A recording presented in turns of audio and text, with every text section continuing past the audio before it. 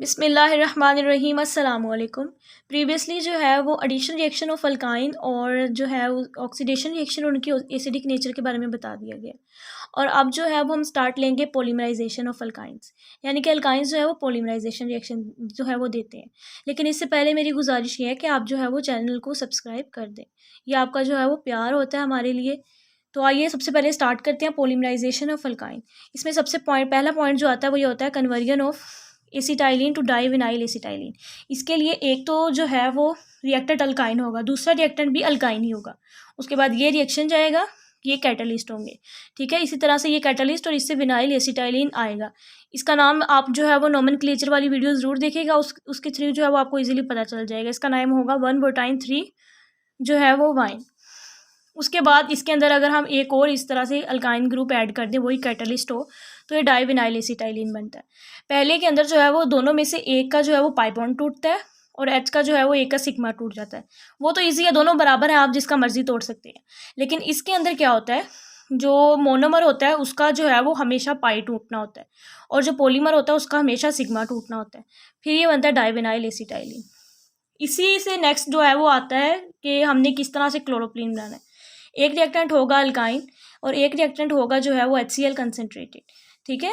अब आप वही जो है वो विनाइल एसिटाइलिन ले लें और कंसनट्रेटेड HCl के साथ वही रिएक्टेंट Cu2Cl2NH4Cl, तो उससे जो है ये Cl कहाँ ऐड होगा, ये हमने जो है वो मार्करनीकफ का रूल पढ़ा हुआ है कि नेगेटिव पार्ट जो होता है अनसिमेट्रिकल एजेंट का ट्रिपल बॉन्ड के अंदर, वो हमने यहाँ पर एक ऐसे कार्बन को दिया है जिसके पास 0 है हाइड्रोजन, और इससे हमें मिल गया है क्लोरोप्लीन।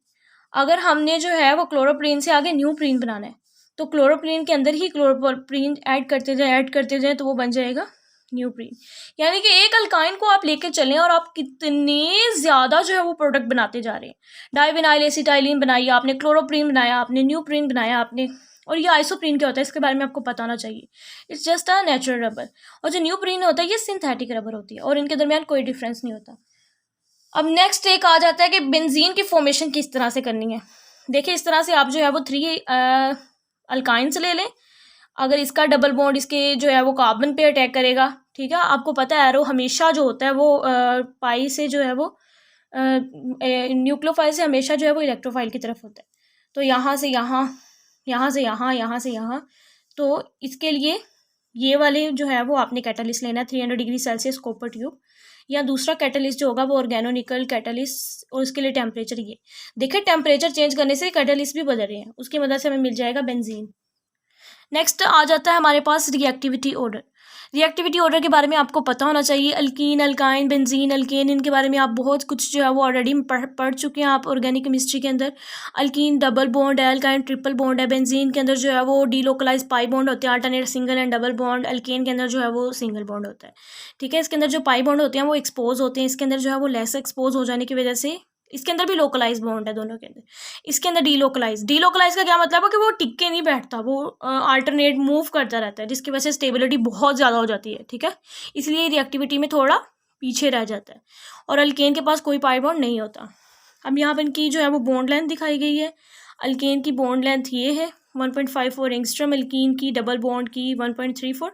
देखिए जिस तरह से डबल बॉन्ड ट्रिपल बॉन्ड बढ़ते जा रहे हैं ये कम होती जा रही है। और बेंजीन के अंदर 1.397 है, और अगर बेंजीन के अंदर कार्बन और हाइड्रोजन की पूछे तो वो 1.09 एंगस्ट्रम होती है। अब यहाँ पे बॉन्ड लेंथ कम हो जाने की वजह से पाई बॉन्ड लेस एक्सपोज हो जाते हैं, यानी कि वो बॉन्ड जो होता है वो इस तरह से सिकुड़ जाता है, ठीक है, अगर न्यूक्लियोफाइल अटैक करे। अब ये मैंने आपको ऑलरेडी बताया। अगर अल्कीन का आप नाम देखें, पहले यहाँ पर आ रहा है ई, इसके नाम में पहले एन आता है ई आने से, तो ये इलेक्ट्रोफिलिक। ये सिर्फ याद करने का तरीका है, ऐसा असल में ऐसा कुछ भी नहीं है। अल्कीन के अंदर जो है वो ई पहले आता है तो इलेक्ट्रोफिलिक रिएक्शन इजीली देंगे, ये न्यूक्लियोफिलिक रिएक्शन इजीली देंगे, इसलिए न्यूक्लियोफाइल अटैक के अंदर जो है वो अल्काइन पहले आ जाते हैं एज कम्पेयर टू अल्कीन्स, ठीक है। आगे इलेक्ट्रोनेगेटिविटी ऑर्डर किस तरह से जो है वो आता है। एसपी का इलेक्ट्रोनेगेटिविटी ऑर्डर ज़्यादा होता है क्योंकि इनके अंदर जो है वो एस और पी के करेक्टर की वैल्यूज़ जो होती है 50-50% हो जाती है। इनके अंदर वैल्यूज़ जो होती है वो एस की कम होती जाती है एज़ कम्पेयर टू अदर, इसीलिए एसपी के अंदर इलेक्ट्रोनेगेटिविटी और ज़्यादा होती है कार्बन की। उसके बाद sp2, उसके बाद sp3। बॉन्ड लेंथ जो होता है वो बॉन्ड ऑर्डर के इन्वर्सली होता है। बॉन्ड ऑर्डर क्या होता है, number of bond in 2 atom, यानी कि दो दरमियान, और ये मैंने आगे बात की है आपसे कि जैसे जैसे नंबर ऑफ़ बॉन्ड्स बढ़ते जा रहे हैं, जो इलेक्ट्रोनेगेटिविटी है वो कम होती जा रही है, ठीक है। सॉरी, जो बॉन्ड लेंथ है वो कम होती जा रही है, इसीलिए इनका जो है वो इन्वर्स रिलेशनशिप है। ये कुछ टर्म्स हैं, इनके बारे में आपको पता होना चाहिए, ठीक है। उम्मीद है आपको जो है वो समझ आ गई होगी। फिर भी अगर कोई पॉइंट ना समझ आए तो आप मुझसे जो है वो पूछ सकते हैं, और जो अपनी सजेशन ज़रूर दिया करें। चैनल को प्लीज़ सब्सक्राइब कर दिया करें, ये आपका जो है वो प्यार होता है हमारे लिए। अल्लाह हाफिज़।